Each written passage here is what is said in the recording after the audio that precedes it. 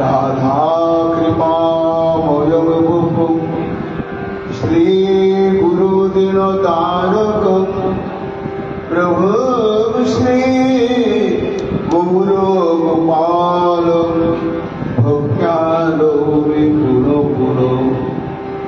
अजानुलम्बितभुजो कनकावदातो संकीर्तनैकपितरो कमलायताक्षो विश्वाभरो द्विजबलो जुगधर्मपालो वन्दे जगत्प्रियकरो करुणावतारो आनन्दलीलामय विग्रहाय हेमाभदिव्यच्छविसुन्दराय तस्मै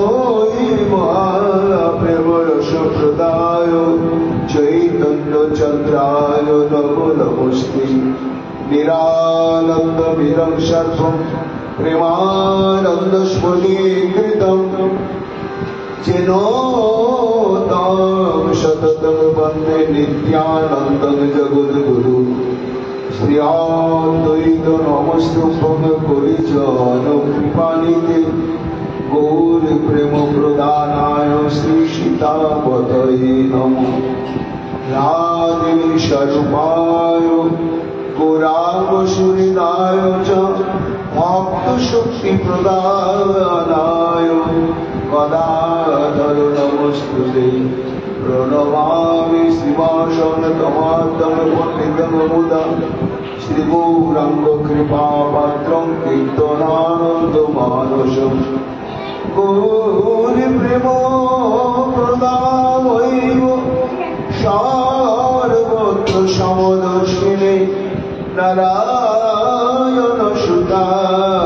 च श्रीमन्नरोहरये नमो पराप्यविरामं मृगमदतिलकं कुण्डलाक्रान्तकण्ठं कल्याक्षं कुम्भकण्ठं स्मेदशुभगमुखं सादरेण स्तवेदं श्यामं शक्तं त्रिभङ्गं रविकरवसनभूषितं वैजयन्त्यं वन्दे वृन्दावनस्थविभूतिशतप्रीतं ब्रह्मगोपालभीशम् नमो नवीननेत्राय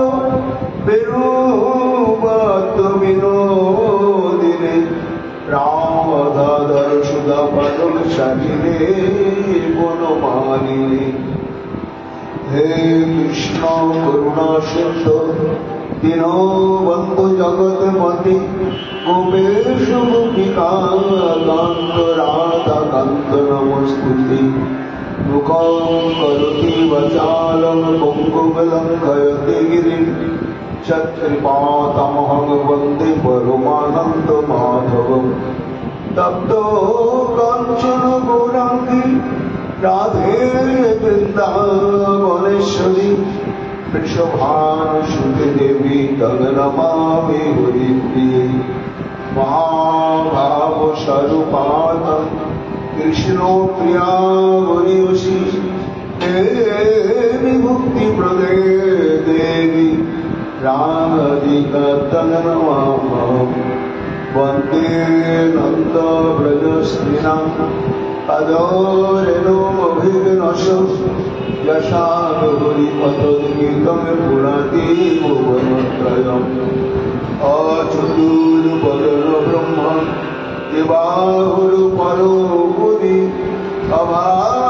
अभालोचनो शम्भुः भगवान् पदुरायुनि यां प्रभजन्तमनुपेतमपेतकृतं दैपायन विरहकातरयजहाव पुत्रीति तन्मयातयतरवयुभिरेदुस्तत् सर्वभूतहृदयो मुनिमानतस्मि तमादिदेवं करुणानिधानं कमालवदनं सुनितावतारम् अपारो संसारसमुद्रसेतुं भयामहे श्रीभागवतस्वरूपं वञ्चाकल्पतरुभ्यश्च कृपासिन्धुभ्येव च पतितानां पावनेभ्यो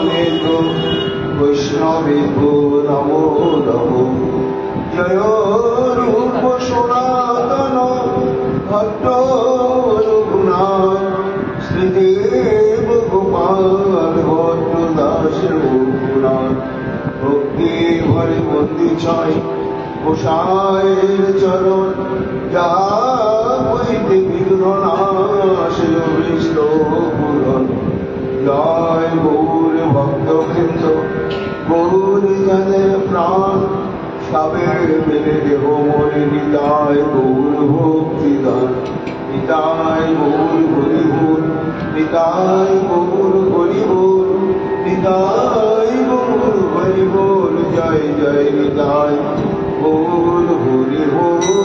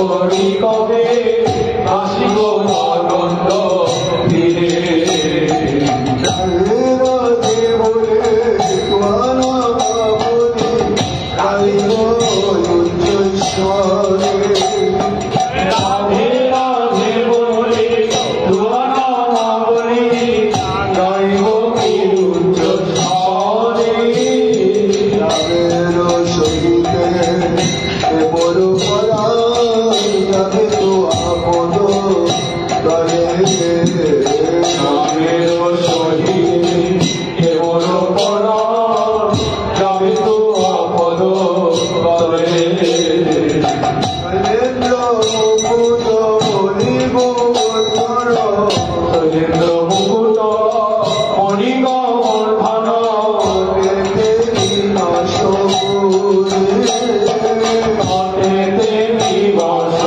করি কৃষ্ণদাস নিবেদন করে পূর্ণ করুণারেশ্বরী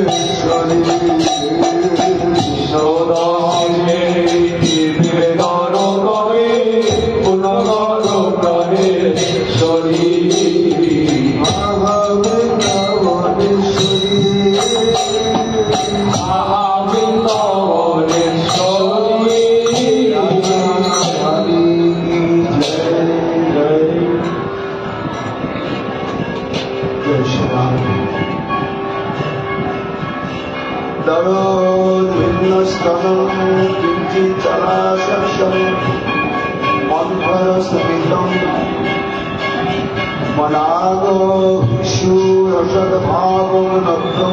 বৃন্দাবনেশ্বরী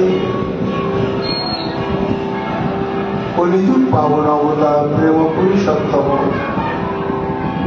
ভগবান শ্রীকৃষ্ণ চৈতন্য মহাপ্রভুর অতীব অতীব অন্তরঙ্গ প্রিয় পরিকর আচার্য বৈদ্য পরম পূজ্যপাদ শ্রীমদ গোস্বামী তার শ্রী শ্রী উজ্জ্বল জীবনী নামক শ্রী গ্রন্থে রাধা প্রকরণে পরমা প্রকৃতি শ্রীমতী রাধারানীর বিস্তৃত পরিচয় সম্পর্কে বলতে গিয়ে বললেন যে আমাদের রাধারানী 25টি গুণ বিশিষ্টা। এই 25টি গুণের প্রথম গুণ হচ্ছে মধুরা, অর্থাৎ অনন্য সাধারণ মাধুর্য। কেমন মাধুর্য আমরা গতকাল গুরু বৈষ্ণব কৃপায় শ্রবণ কীর্তন করেছি। আজকে রাধারানীর দ্বিতীয় গুণ হচ্ছে নববয়া। নববয়া শব্দের তাৎপর্য নিত্য নব্য বয়স সমন্বিতা, অর্থাৎ যে বয়সে এই অবৈতব কৃষ্ণ প্রেম পরিপূর্ণভাবে অভিব্যক্ত থাকে, সেই বয়সটি হচ্ছে নিত্য নিত্য নবায়মান বয়স আমার রাধারানী। এটি হচ্ছে দ্বিতীয় গুণ। রাধারানীকে জানতে হবে, রাধারানীর অঙ্গ প্রত্যঙ্গ, তার স্বভাব, তার যত নায়িকা ভাব, তার পারিবারিক পরিচয়, তার ব্যবহৃত সমস্ত দ্রব্য বস্তু এবং পশু পাখি, তার সঙ্গে সঙ্গে এই পঞ্চবিংশতি গুণ শ্রী শ্রী চৈতন্য চরিতামৃতে শ্রীমদ মহাপ্রভু যখন সনাতন শিক্ষায় প্রয়োজন তত্ত্ব বলছেন, মধ্যলীলার 23 পরিচ্ছেদ। মধ্যলীলায় 23 পরিচ্ছেদে অবৈতব কৃষ্ণ প্রেম যে প্রয়োজন তত্ত্ব, সেই প্রেমের বিষয় আশ্রয় তত্ত্ব সম্বন্ধে বলতে গিয়ে বললেন যে নন্দন নন্দন কৃষ্ণ নায়ক শিরোমণি আর নায়িকার শিরোমণি আমার রাধা ঠাকুর। তা কি কি গুণ প্রকাশ পেলে তিনি নায়িকা শিরোমণি হতে পারেন, এই প্রসঙ্গে শ্রী চৈতন্য মহাপ্রভু সনাতন গোস্বামী পাদকে বলতে গিয়ে এই শ্রীমতী রাধারানীর 25টি গুণের কথা বিস্তৃতভাবে আলোচনা করলেন। এবং শুধু আলোচনা করলেন তা নয়, রূপ গোস্বামী পাদ, শ্রীকৃষ্ণ সনাতন গোস্বামী পাদকে আশ্রয় আলম্বন পরমাপ্রকৃতি শ্রীমতী রাধারানীর সর্বনায়িকা শিরোমণি স্বরূপার যে অনন্য সাধারণ বৈশিষ্ট্য তা বললেন কেন না, বলার তাৎপর্যই হচ্ছে পরবর্তীকালে আচার্য হয়ে সনাতন গোস্বামী পাদ নিতাই গৌর হরিবোল, নিতাই গৌর হরিবোল,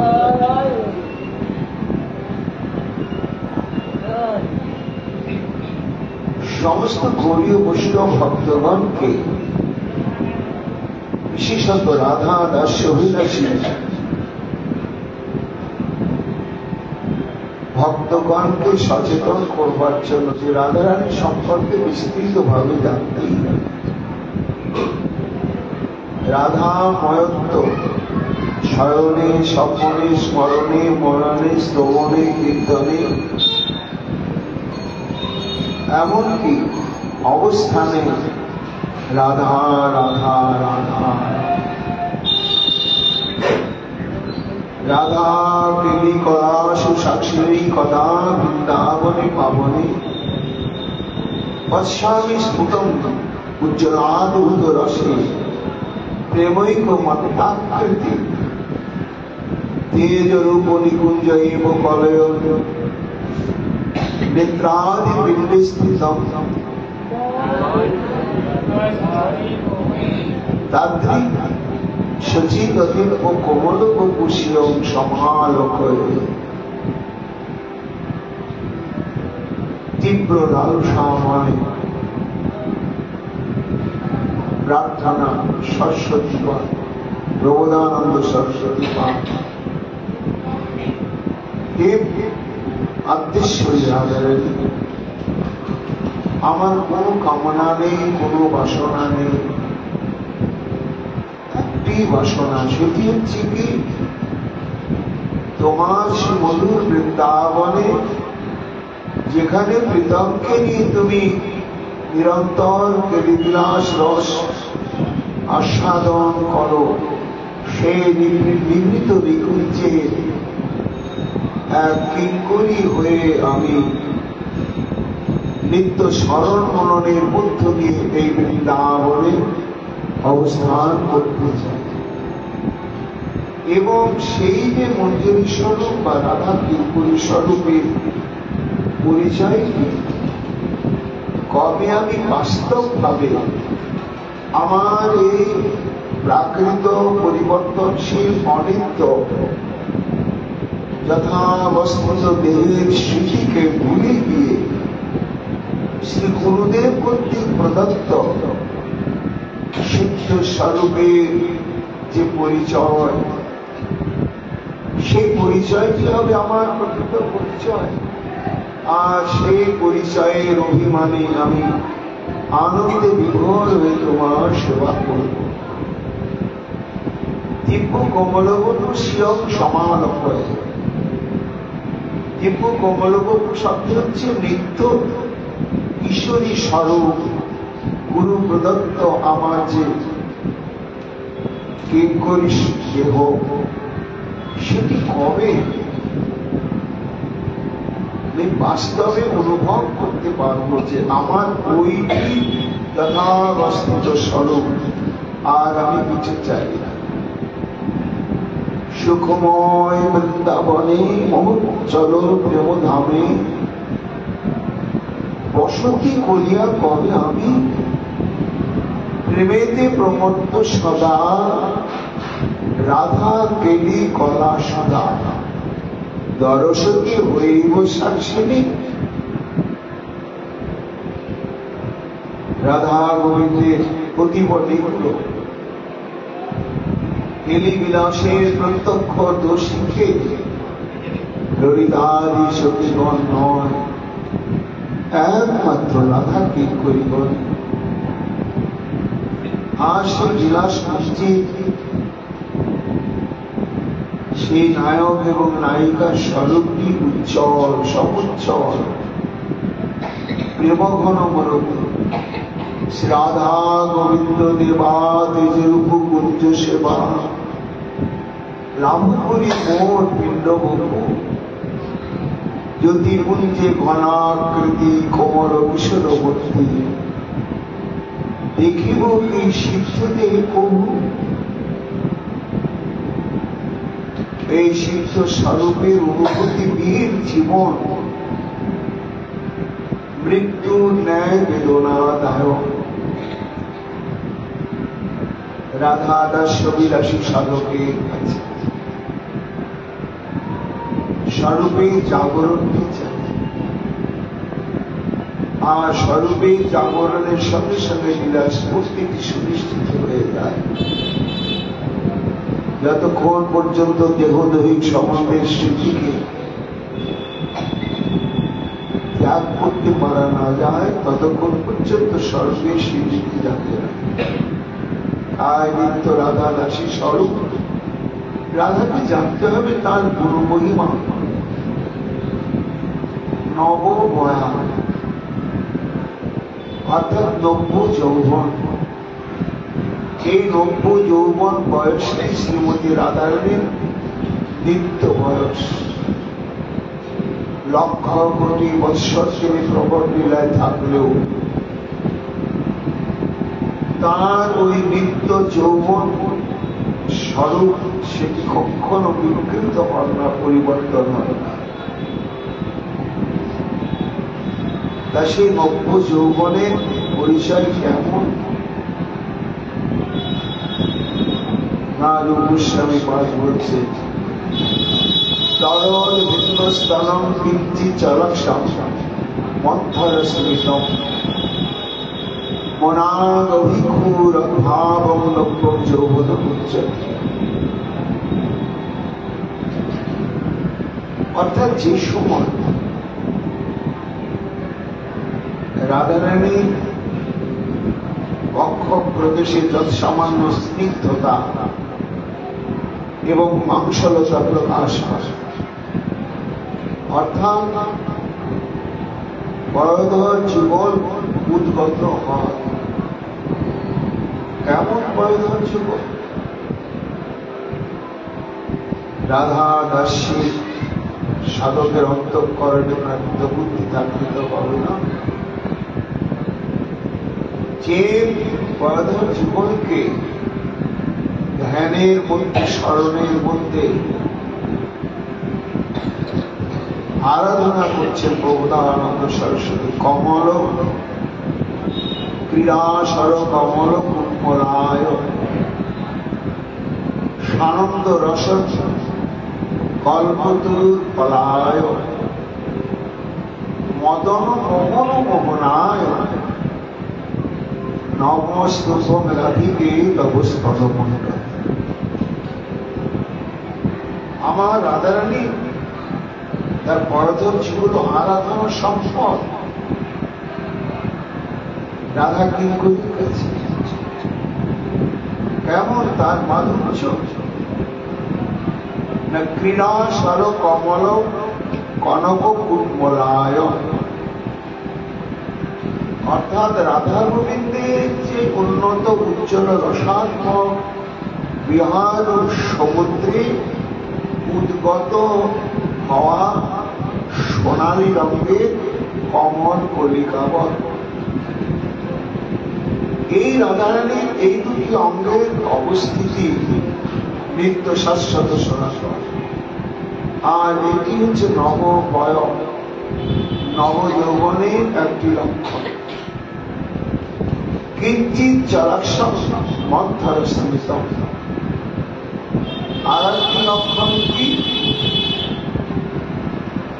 না, চঞ্চল নয়নের চাঞ্চল্য। যতক্ষণ পর্যন্ত শৈশব বয়সে শৃঙ্গার রসের উদয় না হয়, ততক্ষণ পর্যন্ত শিশুদের দৃষ্টি স্থির থাকে। কিন্তু যখনই বয়সন্ধিতে উপস্থিত হন, তখনই সেই দৃষ্টিটি চঞ্চল হতে থাকে। কেননা তখনই বুঝতে হবে শৃঙ্গার রসের উদ্গম হয়েছে।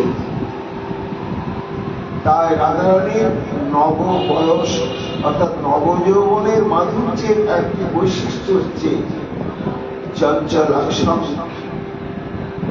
চঞ্চল দৃষ্টি। আর তৃতীয় লক্ষণ কি মধুর স্মিতম। বয়সন্ধিতে নায়ক এবং নায়িকার যে হাসিটি, সে হাসিটির মধ্যে প্রচ্ছন্ন ভাবে শৃঙ্গার রস প্রতিফলিত হয়। এমন হাস্যচিত্ত মূরতি আমার শ্রীমতী রাধা।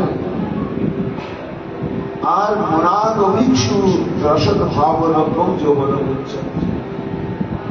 রূপস্বামী পাঠ করছেন এই কায়িক লক্ষণ এতগুলো, আর মানসিক একটি লক্ষণ হচ্ছে কি না, মনার অতি অল্প পরিমাণে শৃঙ্গার রসের ঈশ্বর বিকার বা স্ফুরণ প্রকাশ পায়। এই বয়সটি হচ্ছে রাধারানীর নববয়। এই বয়সটি শ্রীকৃষ্ণের কাছে অতি অতীব আকাঙ্ক্ষণীয়। তাই 25টি গুণের মধ্যে দ্বিতীয় গুণটি হচ্ছে এই নববয়।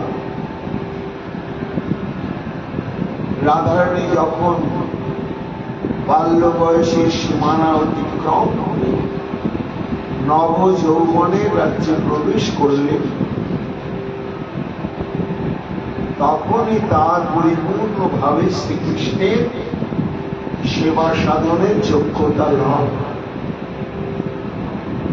নারীর যৌবন ধন মহাপ্রভু গম্ভীরা লীলায় রয়েছে। 100 বৎসর পর্যন্ত জীবের জীবন অন্ত দেখো সখী তাহা না বিচারি। নারীর যৌবন ধন বাঞ্ছে কৃষ্ণ অনুক্ষণ, সে যৌবন দিন দিয়েছে। এই যে যৌবন, এই যৌবন প্রাকৃত বুদ্ধি নিয়ে প্রাকৃত জগতের যুবতী বা যুবকের যৌবনের সঙ্গে বিচার করলে চলবে না। কেন এখানে প্রাকৃত দেহকে আশ্রয় করে যৌবন কখনো ব্যক্তই হতে পারে না। সেই যৌবনই হচ্ছে কৃষ্ণ সুখের একমাত্র যোগ্য বয়স বা যোগ্য স্বরূপ। সেটি বৃন্দাদেবী যখন অঘটন ঘটন সম্পাদনের জন্য বৃন্দাবনে সচেষ্ট হয়েছেন, তখন তিনি চিন্তা করলেন যে এই পুরাণ দশায় উভয়ের মিলন ঘটাতে হবে। যে মিলন ঘটানো হবে, তাহলে শৃঙ্গারের উপযোগী এই নায়িকা শিরোমণি রাধারানীর দেহ মন কি সে অবস্থা প্রাপ্ত হয়েছে। একদিন হঠাৎ রাধারানীকে দেখলেন, এই তো দেখলাম পুতুল খেলায় মগ্ন, কিন্তু কিশোরীর এই রূপ। তাই চুপচাপ থাকতে পারলেন না। তখন বললেন রাধারানীকে, পুরুষতপচ্ছুচরং বচনমোদ্বৎ প্রক্রিমলবং তরল ঘূর্ণাদৃষ্টি জগনদন বিশদ ঘনতরম মনার ব্যক্তা রমাবলীর অপচিতম কিঞ্চিদুদানম হরে শিবচিত্তম তব সুবদনে বিদ্যুতি বয়। হে রাধে, হে সুবদনে, তোমার বক্ষ প্রদেশ দর্শন করে তার স্থূলত্ব অনুভব করে তার সঙ্গে সঙ্গে তোমার যে বাক্যভঙ্গি তার মধ্যে একটা বক্রতা এসে গেছে। এটি বালকদের বালিকাদের বাক্যের মধ্যে থাকে না। যখন সিংহারসের উদ্গম হয় তখন। আর এর আগে তোমার মিত্র ঈশ্বর ঘূর্ণায়মান, শৈশবের চঞ্চলতা থাকে চরণে আর স্থিরতা থাকে নয়নে। শিশুরা চঞ্চল, ছুটাছুটি দৌড়াদৌড়ি, কিন্তু নয়নের দিকে তাকাতে গেলে স্থির। কিন্তু যখন তারাই প্রাপ্তবয়স্ক হতে চলে তখন চরণটাই হয়ে যায় স্থির আর নয়নটাই হয়ে যায় তাদের চঞ্চল। তাই মিত্র তোমার ঈশ্বর ঘূর্ণায়মান। যখন ওদের সামান্য স্থূল, বাল্য বয়সে বালক ও বালিকার উদরের স্থূলত্ব থাকে, নিতম্বের স্থূলত্ব থাকে না। কিন্তু যখন ধীরে ধীরে প্রাপ্ত বয়সের সীমানা কে উপস্থিত হয়, উদরের স্থূলত্বটা কমতে কমতে হারিয়ে যায়, কৃষ্ণ হয়ে যায় কোটি প্রদেশ। আর উদরের যে স্থূলতা সেটা নিতম্ব প্রদেশকে আশ্রয় করে। তাই রাধারানীকে বলছে, তোমার উদর কিঞ্চিত ক্ষীণ দেখছি। এর আগে আমার চিত্ত মন আশান্বিত হয়ে উঠল কেন না, তোমার জীবনে এই নবযৌবনে আবির্ভাব হওয়াতে তুমি যথার্থভাবে হরে শিবচিত্তম বিদ্যুতি। ঋষিকেন্দ্র চূড়ামণি শ্রীকৃষ্ণের সর্বাত্মক সুখময় সেবার তুমি যোগ্যতা লাভ করবে। রাধারানীর এই নববয়সের বৈশিষ্ট্য। এইবার এটি তার আঙ্গিক বৈশিষ্ট্যের কথা বলা হলো, কিন্তু নবযৌবন উদ্গম হয়ে গেলে তখন সেই নায়িকার মনোবৃত্তিটার ধারাটা কেমন হয় সেটা একটা বড় আশ্বাস। রাধা কিঙ্করিগণ এগুলো অতি সূক্ষ্ম সূক্ষ্ম ভাবে অনুভব করেন এবং তদনুরূপ ভাবে শ্রীমতী রাধারানীকে নির্দেশ পরিচালনা করেন। তার মানসিক প্রবৃত্তি সম্পর্কে রাধারানীর অন্তরে যে শৃঙ্গার রসের উদ্গম হয়েছে এবং সেই শৃঙ্গার রসের বিষয়কে না জড় জগতের বালক বালিকার শরীরে মনে যখন শৃঙ্গার রসের উদয় হয় তখন সেটি হচ্ছে জঘন্য আত্মসূক্ষ্ম তাৎপর্য এবং কোন নির্দিষ্ট নায়ক বা নায়িকার প্রতি হয় না। কিন্তু শ্রীমতী রাধারানীর অন্তরে শৃঙ্গার রসের যে উদ্গম, এর বিষয় অন্য কেউ, কোন ব্যক্তি নয়, কোন দেবতা নয়, একমাত্র নন্দনন্দন শ্রীকৃষ্ণ। তাই নব বয়সে রাধারানীর এই মানসিক ভাবে লক্ষণ প্রকাশ পেয়েছে, কোন সখী সেটা অনুভব করেছে। ওর আগে এমন তো তুমি ছিলে না, আমাদের সঙ্গে তো পুতুল খেলায় খুব আনন্দেই ছিলে, কিন্তু তার ফাঁকে ফাঁকে এখন দেখছি তুমি একটি অন্যরকম আচরণে অভ্যস্ত হয়ে যাচ্ছ। কি ক্রিয়াচরণ পারং পারং বিচরসী হরিদত্ত বিশ্রাম বিদ্যা। কোন কলা ছলা করে প্রয়োজন থাক বা না থাক, প্রীতম শ্যাম সুন্দর যে বেদির উপরে মাঝে মাঝে বসে বসে আনন্দে মুরলী বাদন করেন, তোমার আসক্তিটা দেখছি সেই বেদির প্রতি।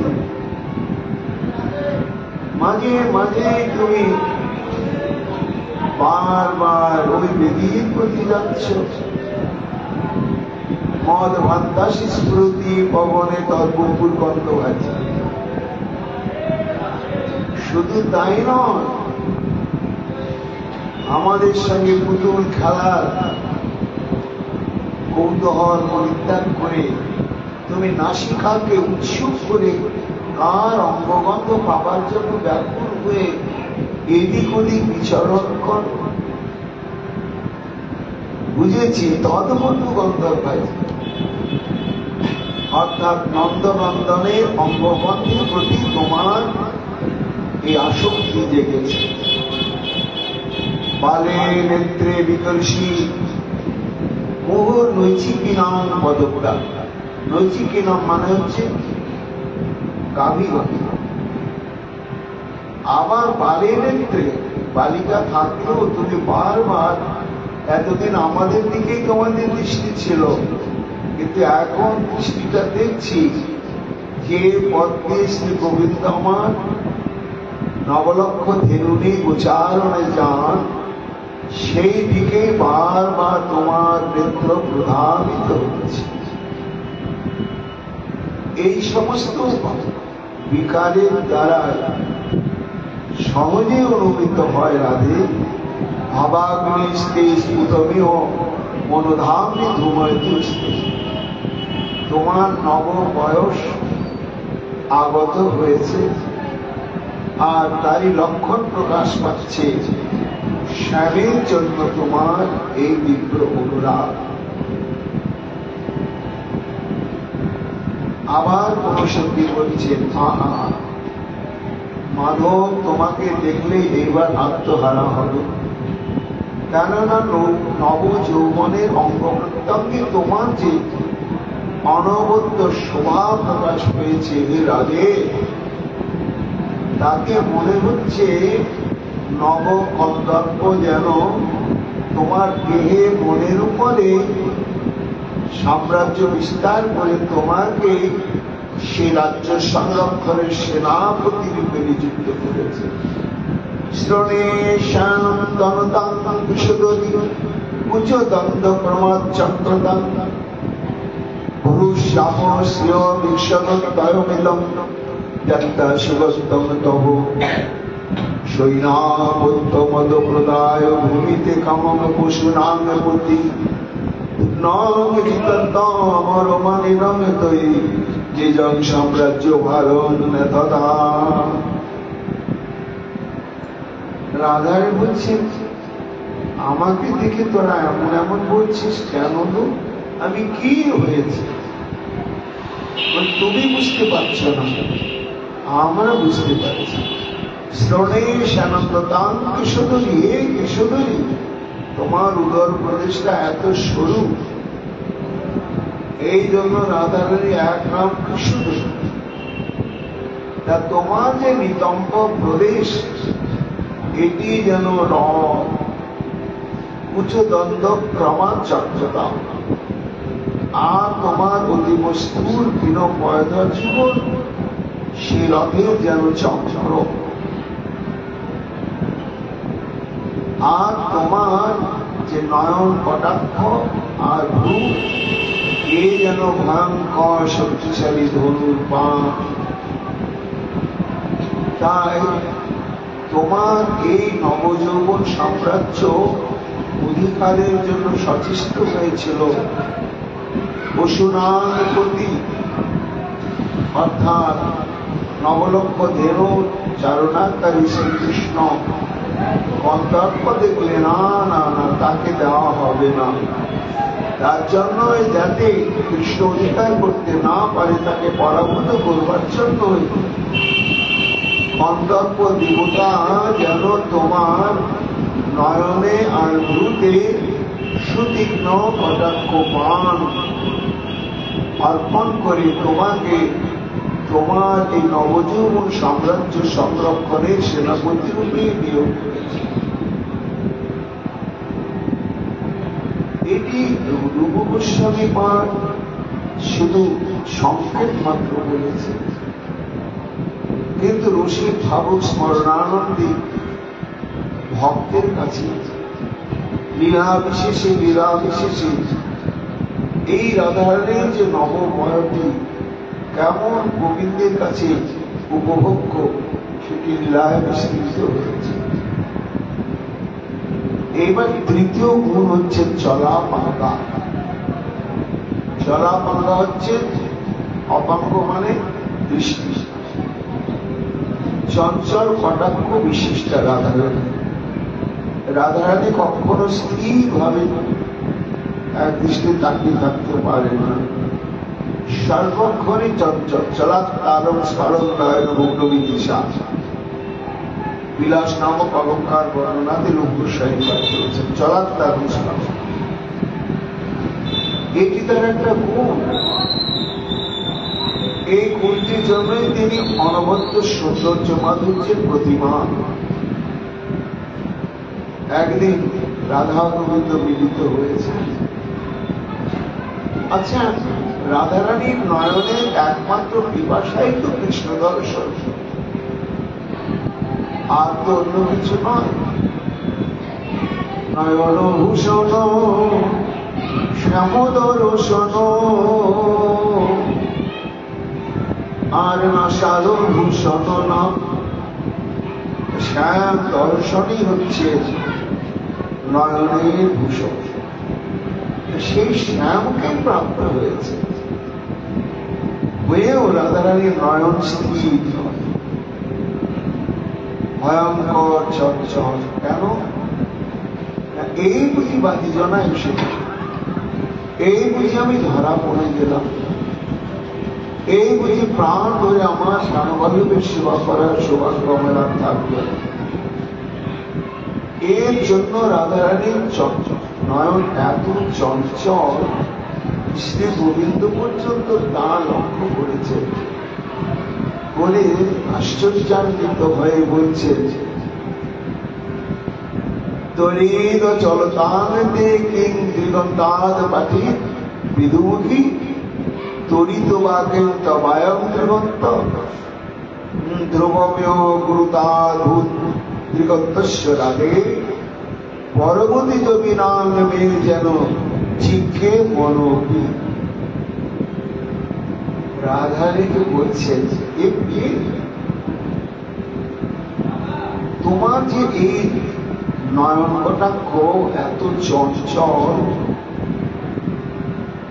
তা এই চঞ্চলতা প্রত্যেকে শিখলো বলো। কারো কাছে তো শিখতে হয়েছে, অভ্যাস করতে হয়েছে। তা তোমার এই নয়নের চঞ্চলতার গুরুকে, হ্যাঁ তুমি না বললেও আমি অনুভব করলাম। তোমার এই নয়নের চঞ্চলতার গুরু হচ্ছে বিদ্যুৎ। কেন? বিদ্যুতের নাম ঘনদা, ঘনপ্রভা। মেঘ ডাকার আগে এক ঝলক এত অল্প মুহূর্ত চমকে উঠেই হারিয়ে যায়। এই জন্য ব্রহ্মাণ্ডে যত চঞ্চল বস্তুকে তুলনা দিতে গেলে বলতে হয় বিদ্যুৎ বিদ্যুৎ বিদ্যুৎ।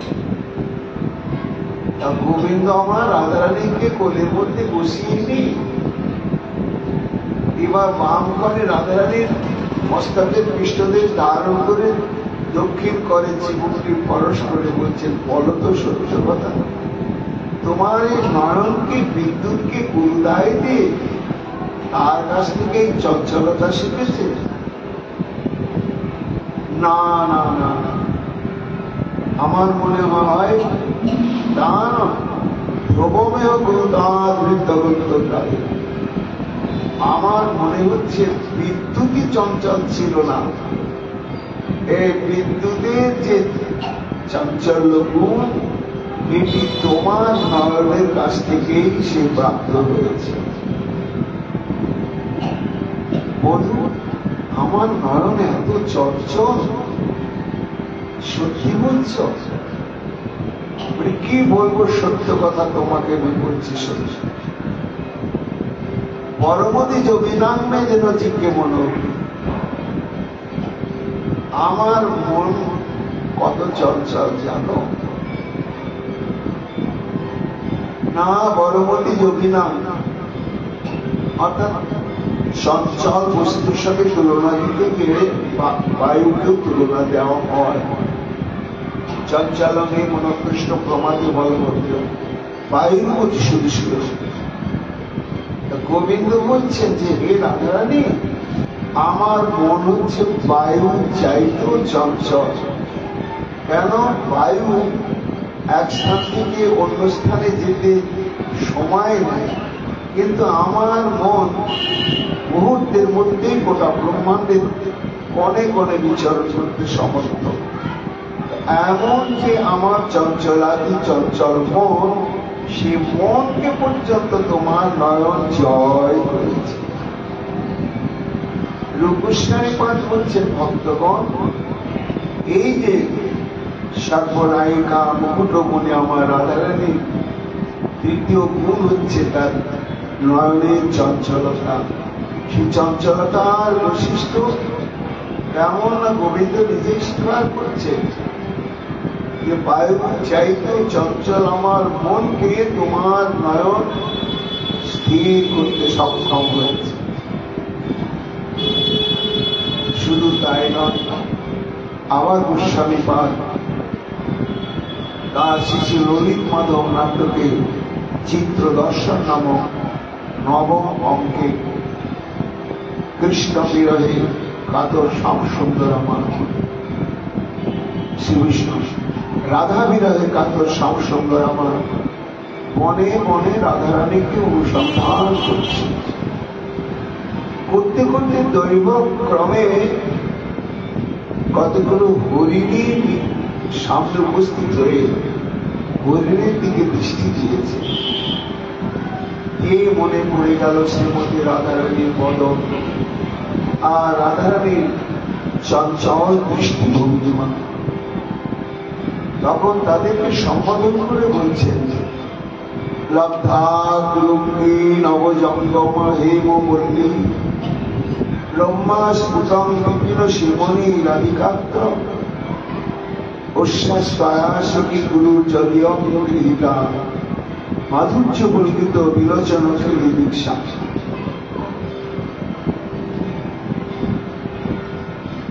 হে হরিণীগণ, স্পষ্ট অনুভব হচ্ছে তোমাদের চঞ্চল নয়ন দর্শন করে যে নিশ্চয় তোমরা এই বনের সীমান্তে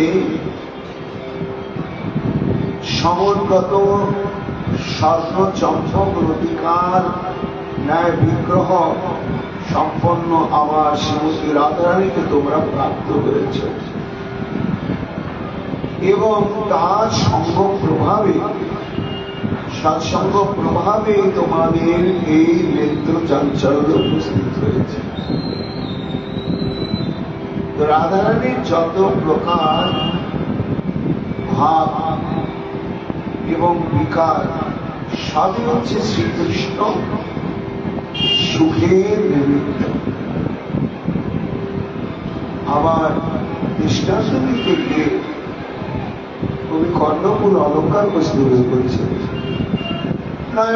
পুষ্প নখলু ধনুষ নাপি বর্বশ্চ নিগ্ন রাধে দিগ্ধ কিম অমৃত রসৈব কিংবা বিশেন নির্মুক্ত প্রকট মধুবৃক্ষকে উচ্চমান ষষ্ঠ পয়ং তবরতিপদে ষষ্ঠবান কটাক্ষ।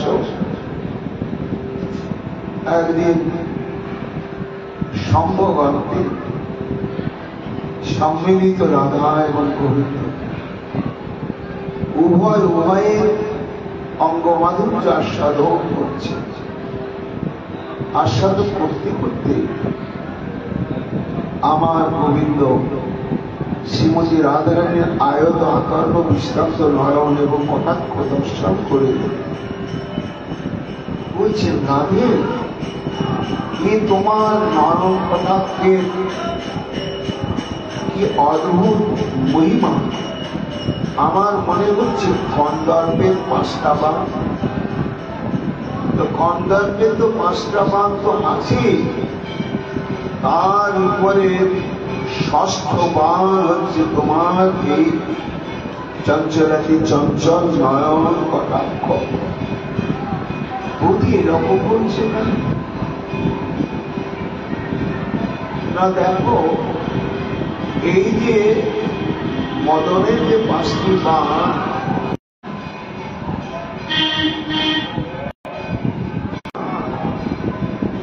আমি বুঝতে পারি না যে বিষ মাখা হবে কি অমৃত মাখা হবে।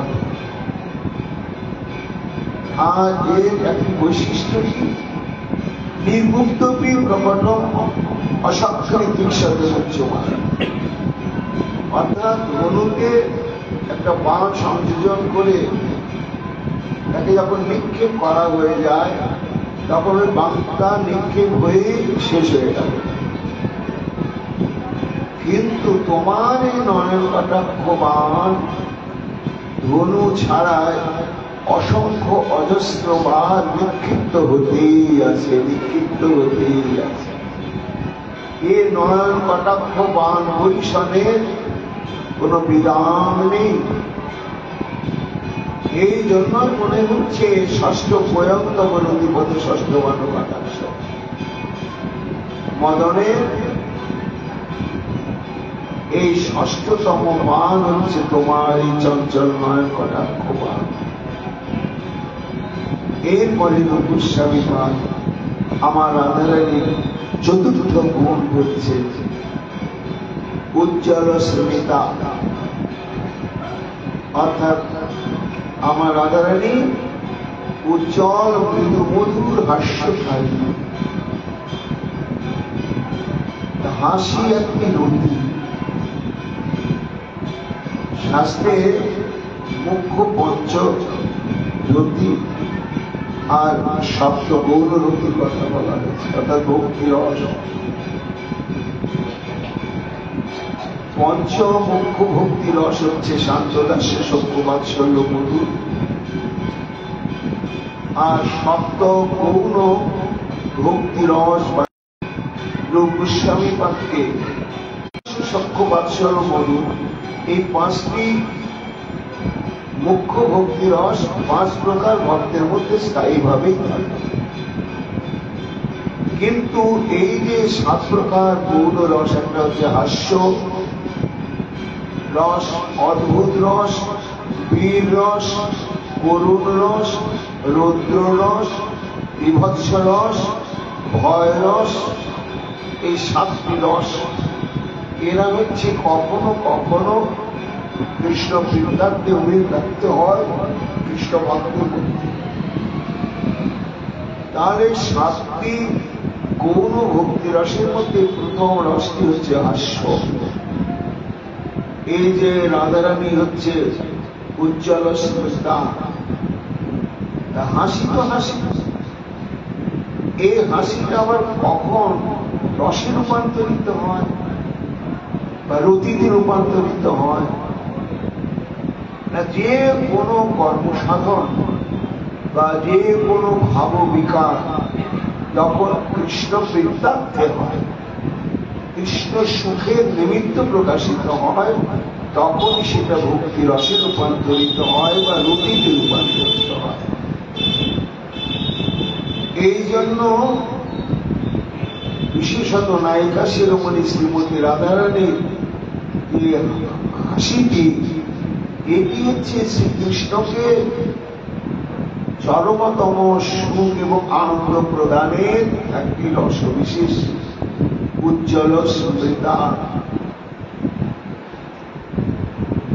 রূপ গোস্বামী পাদ বলছেন এই হাস্যরতি সম্পর্কে, চিত বিকাশ ও হাস্য বাঘ বেশে আজি বৈকৃতার সদরি বিকাশনাথ ষষ্ঠ কপল স্কন্দনাদি। অর্থাৎ এই হাসির বাহ্যিক কতগুলো সঞ্চারিত ভাব আছে, সেখানে কোন কথা প্রসঙ্গ, বেশ, চিত্তের বিকাশ এসব প্রকাশ পাবে। আর নেত্রের বিকাশ সাধন হবে, নাসা অষ্ট গণ্ডস্থলের স্পন্দন হবে, এটাকে বলা হয় হাসরতি। এই হাসরতিটি কত প্রকার?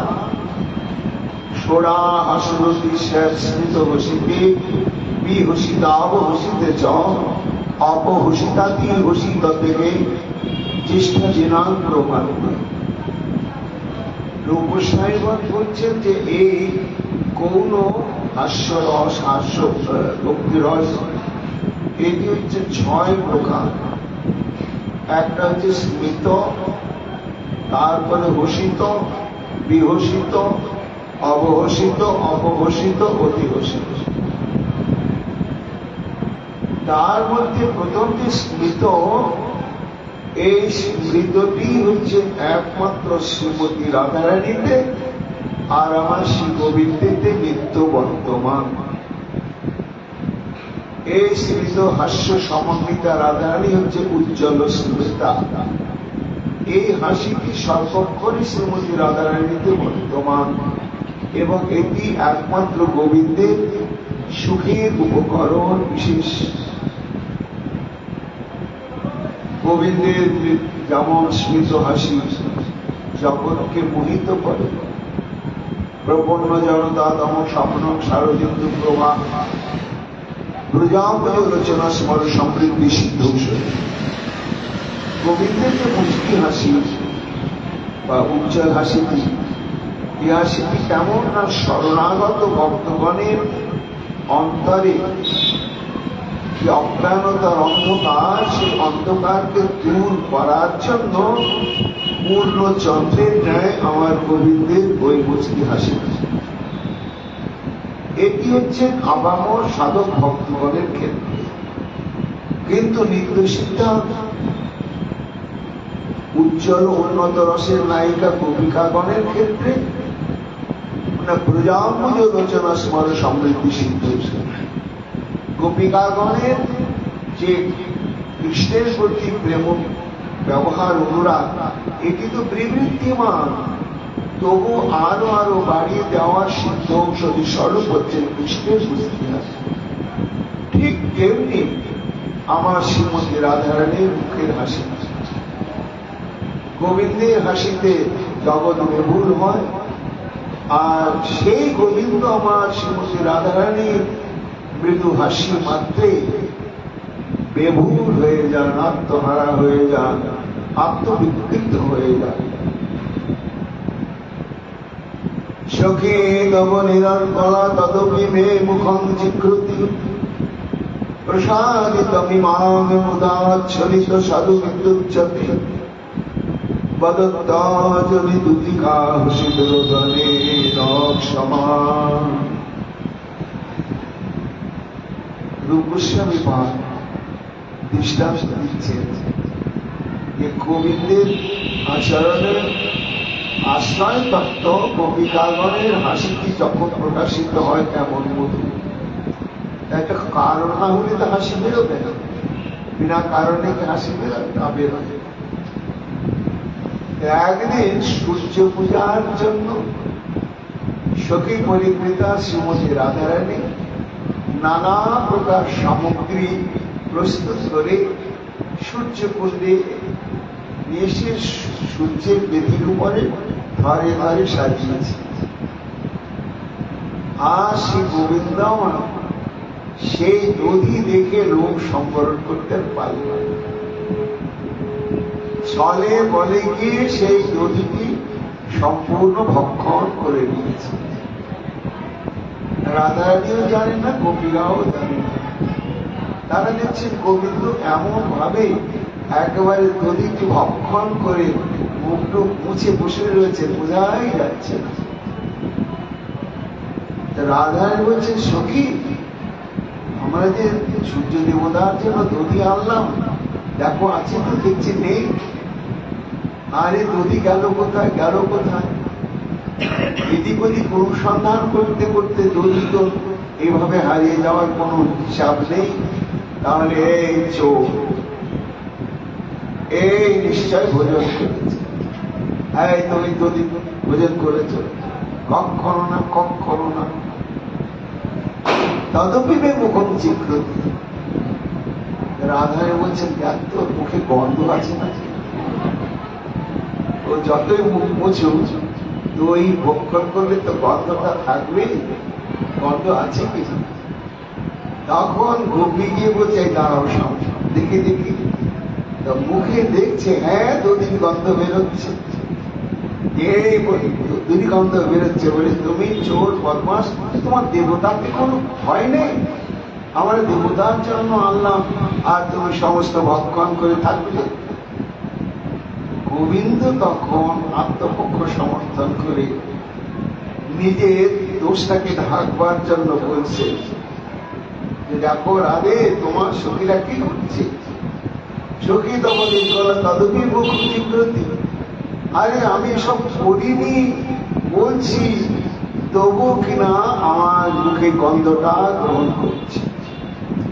প্রসাদী তমিকং মুদাচ্ছলিত সাধু বিদ্যুৎ। শোনো রাধে, আমি শপথ করে বলছি তোমাদের কাছে যে আমার মতো সাধু ব্যক্তি এই বৃন্দাবনে কখনো নেই। তার প্রতি এরকম একটা বৃথা আশঙ্কা করা, এটা একেবারেই উচিত নয়, উচিত নয়। কে বললেন? তখন শ্রীমতী রাধারানীর মুখে এক অদ্ভুত হাসি প্রকাশ পেল, উজ্জ্বল স্রষ্টা। গোবিন্দ সেই হাসিটি দর্শন করে আত্মহারা হয়ে গেল। এই গুণ বৈশিষ্ট্যটি একমাত্র নায়িকা শিরোমণি শ্রীমতী রাধা রানীতেই রয়েছে। আবার কখনো কখনো এই হাসিটি প্রকাশ পায় আরো বিভিন্ন কারণে। তব বদল বিধৌ বিধৌত বদ্যান স্মিত সুধাধর লেখিকাম বিশ্ব সখী লঘুদর হৃদ চকর বচ্চ প্রমোদমত উদ্ধর বুদ্ধি উচ্চিতে। রাধারানী আমার গোবিন্দ আসবে, তার জন্য সংকেত কুঞ্জকে সুন্দর করে সাজিয়েছে, কিন্তু গোবিন্দের একটু আসতে দেরি হয়ে গেছে। রাধারানী মনে মনে ভাবছেন, লম্পট নিশ্চয় বোধহয় চন্দ্রাবলীর কাছে গিয়েছিল, চন্দ্রাবলীর মনোসাধন করে তবে আমার এদিকে আসছে। গোবিন্দের ওই ভীত ও সন্ত্রস্ত অবস্থা থেকে রাধারানী যথার্থ অনুমান করে নিয়েছে, অদ্ভুত উজ্জ্বল চিন্তা। রূপ গোস্বামী বলছেন, এমন অদ্ভুত